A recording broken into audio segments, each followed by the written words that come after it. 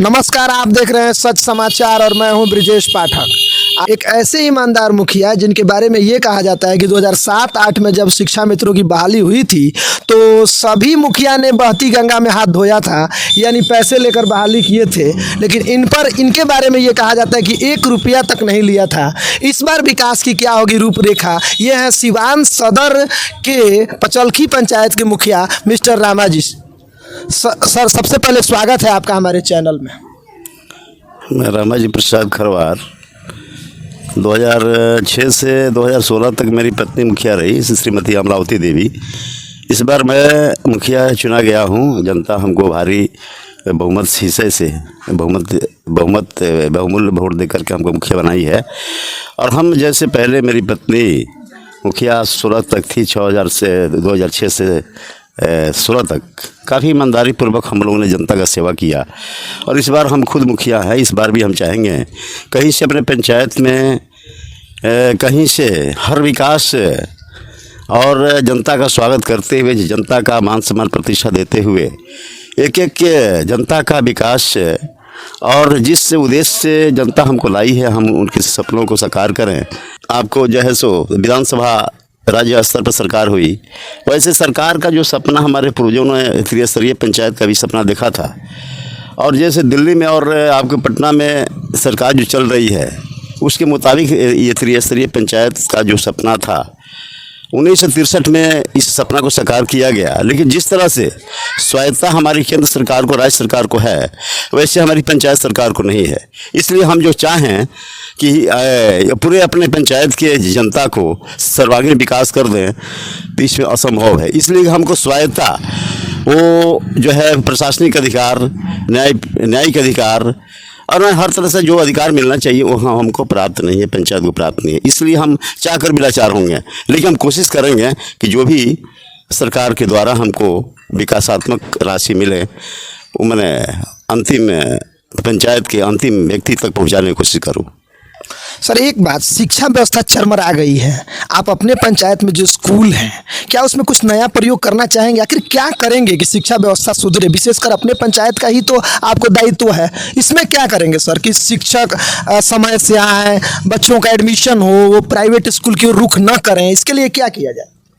देखिए, हमने तो सोचा है कि भाई अब तो कोरोना को लेकर के विद्यालय का स्थिति बहुत ख़त्म हो चुका है। और इस राज्य सरकार जो है, हमारे देश की शिक्षा नीति जो है, 2 तरह का जो नीति है वो कहीं से सर्वांगीण विकास के लिए उचित नहीं है। एक तो कोरोना को लेकर के, कोरोना के मार्ग को लेकर के हमारी शिक्षा व्यवस्था अस्त व्यस्त हो गई है। काफ़ी हमारे बच्चों का भविष्य अंधकार में जा रहा है। लेकिन हम कोशिश कर रहे हैं कि एक ठो अभी हम लोग चुनाव जीता है, इसके बाद एक ठो पूरे पंचायत स्तर पर शिक्षकों को बुला करके मीटिंग करने का, और कैसे इसको ठीक ठाक किया जाए और हम अपने बच्चों के भविष्य को व्यक्तित्व को निखारें। हम लोग ऐसा विचार कर रहे हैं कि हम उसको एक ठो मुकम्मल व्यवस्था और शिक्षा नीति को ठीक ठाक करने का कोशिश करें।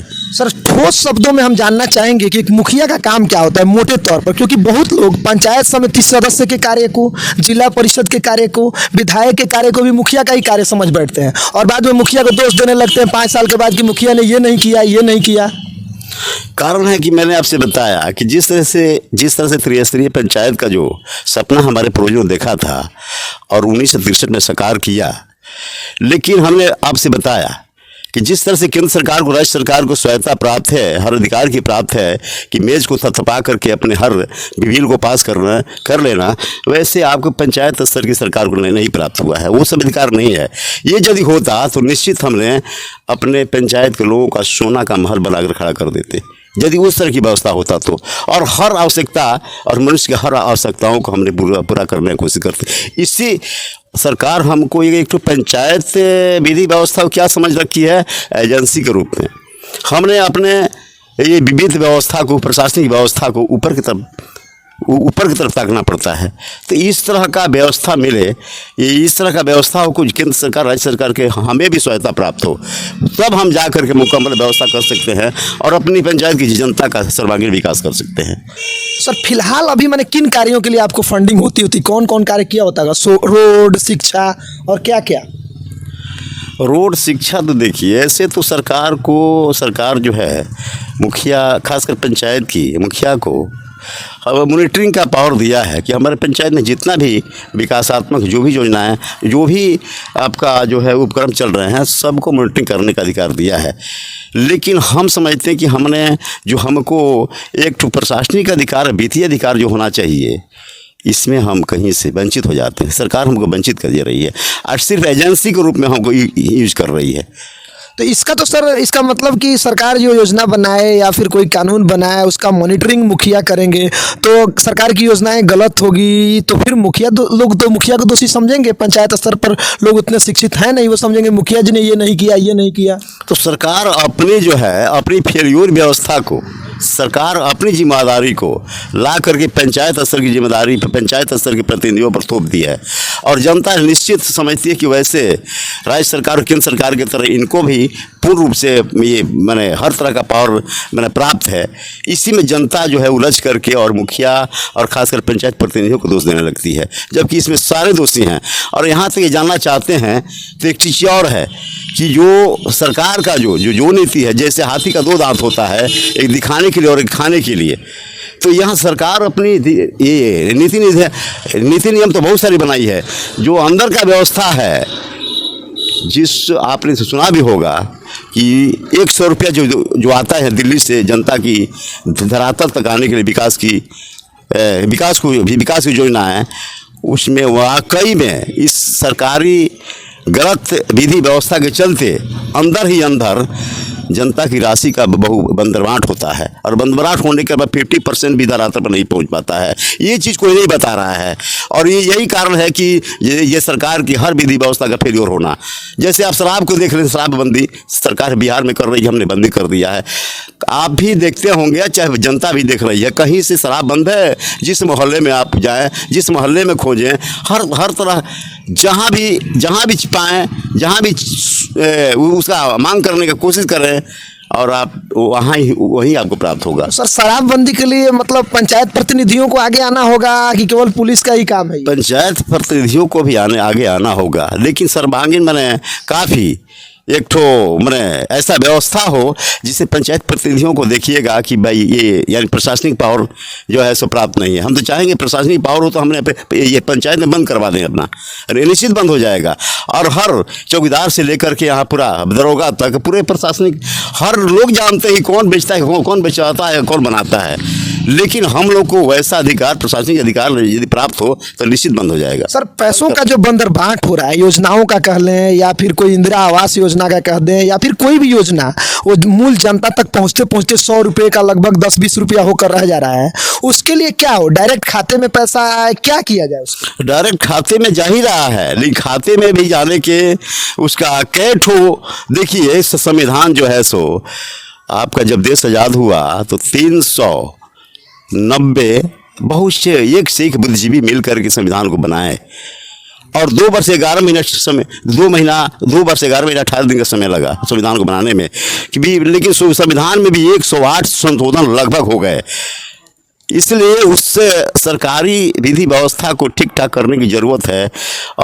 और जो है प्रशासनिक अधिकार प्राप्त होना चाहिए हर लोगों को, जिनको जिम्मेदार ठहराया जाए, खासकर प्रतिनिधियों को भी, कि उन लोगों को भी प्रशासनिक अधिकार प्राप्त हो तभी जा करके इसका मुकम्मल व्यवस्था हो सकता है।